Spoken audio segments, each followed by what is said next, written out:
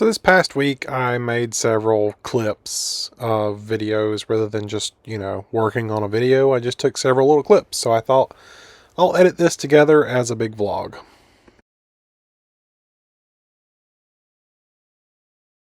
We had some issues where we had this cup sitting on the grill full of grease, and we also had some onions, I think it was, laying there. And I mean, the onions got chewed up, the grease was spilled everywhere. Like, we were trying to figure out what was in it. Was it a bear? What happened? And this is what we found on our cameras.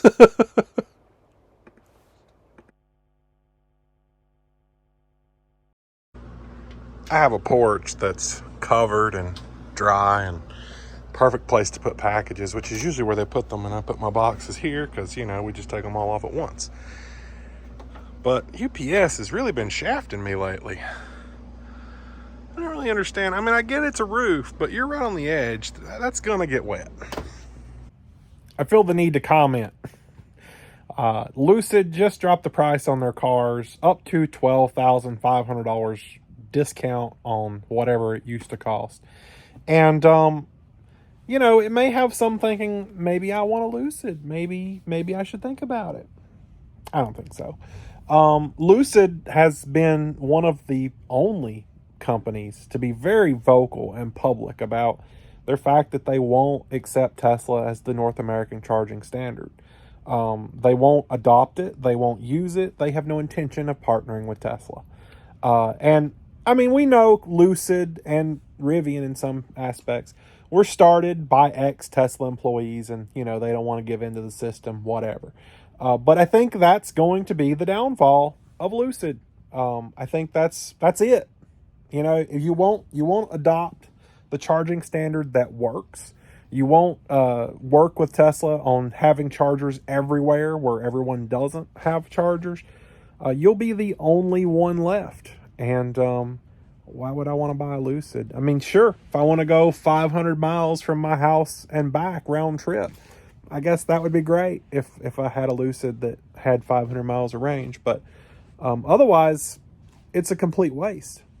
And then, even with chargers that do work, Lucid is prone to the Signet Surge, which is just a completely different topic. So, yeah, it's a waste. I wouldn't buy a Lucid, and I wouldn't recommend anyone to buy a Lucid.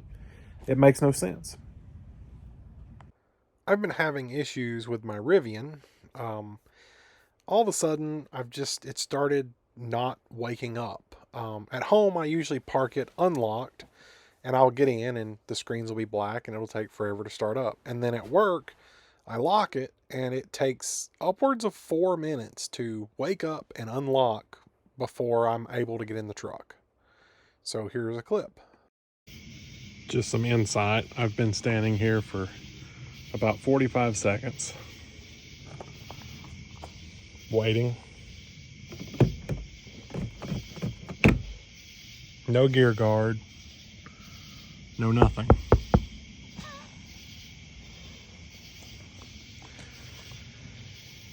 Maybe I'll drive the Durango.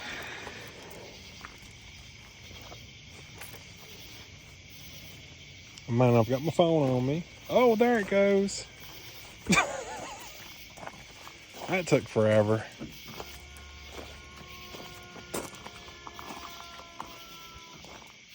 The Rivian issue has been TBD. I've spoken with Rivian Service, and they claim they're going to run diagnostic and get back to me. I haven't heard from them.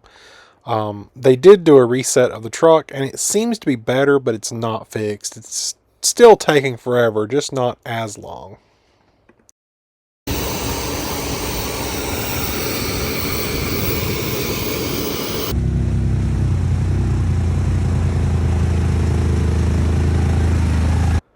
So I discovered a new road that I was not aware even existed.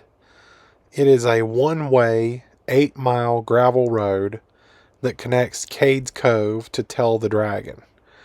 And apparently it's been closed for years, and they recently reopened it. And I watched some videos of people who drove down it, and it looked really good. And I thought, wow, like, there are a few water crossings, so, you're going to get your truck wet, but no big deal. I thought it would be a perfect opportunity to take the Rivian down the trail. So I wanted to do it last week. I didn't make it. Just, things came up. By the way, this is the Cherokee Visitor Center coming up. This is where we drive to when we do the Blue Ridge Parkway Tesla Drive. So that's pretty cool. Anyway, so I wanted to go try it out. I wanted to go, do the drive.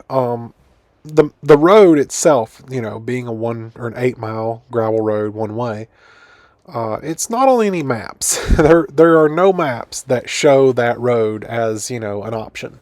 So I just tried to, build a route that took me to Cades Cove. How many miles would it be? Add the 8 miles of gravel road, and then, however many miles to get from Tell the Dragon back to the Charger. Could I do it? Based on my math, I could do it. It shouldn't be an issue. I tried to verify that with a Better Route Planner, and it said you cannot do it. So based on a Better Route Planner, it said to go to Cherokee first, charge, and then go do the trip, and then come back to Cherokee. And that didn't seem too far out of the way for me because, the trip was going to end in Cherokee anyway. So we drove to Cherokee, checked out the new Rivian Adventure Network. Didn't get any video of that. Charged the truck up to 80% because I felt like that was more than enough to do the trip.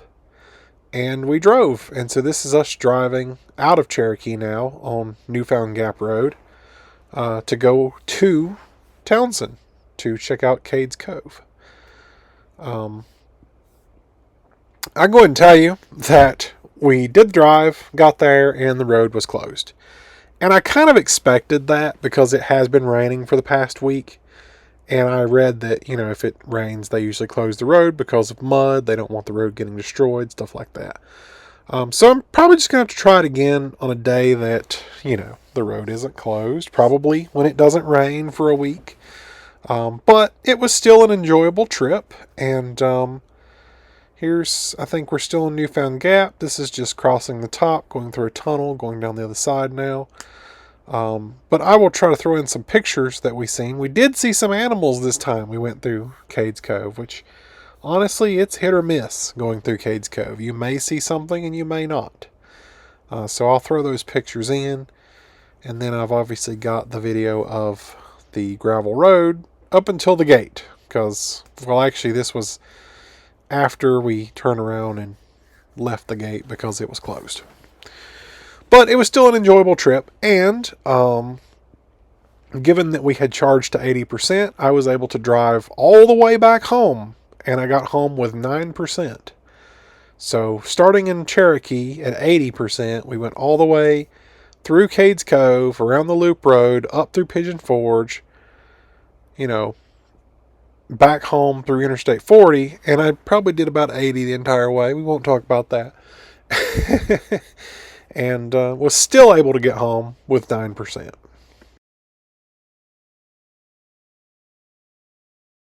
Okay, these first two don't count because they're not actual animals, but it was still interesting either way. Anyway, the water was flowing across the road. This was non-existent when me and James came because it was just so dry. There's a bear, and then you see here in the next one, there's cubs in the tree, but you can barely see them.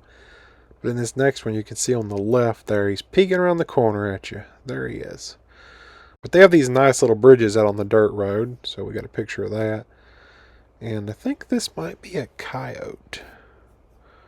Anyway, here is a video of us driving on the gravel road, a little bumpy, leading up to the gate that was closed. This is actually going back toward the end, into Cades Cove. That basically concludes our day trip that we took. It took about 7 hours all day, basically, to do the trip and, just kind of go travel a little in the truck.